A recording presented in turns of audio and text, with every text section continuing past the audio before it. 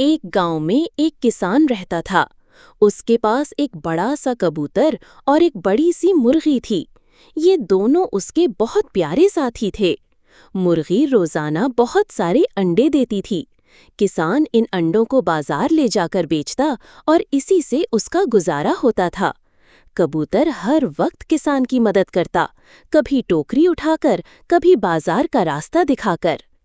ایک دن کسان انڈے لے کر بازار جا رہا تھا کہ اچانک چکر آ کر وہ بے ہوش ہو گیا۔ آرد گرد کوئی مدد کو نہ آیا۔ جب کبوتر اور مرغی کو پتہ چلا تو وہ فوراً کسان کو ڈھونڈنے نکلے۔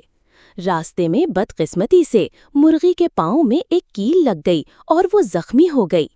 یہ دیکھ کر کبوتر بہت پریشان ہوا، لیکن اس نے ہمت نہ ہاری۔ اس نے مرغی کے دیے ہوئے انڈے اٹھائے، بازار لے گیا اور بیچ دیے۔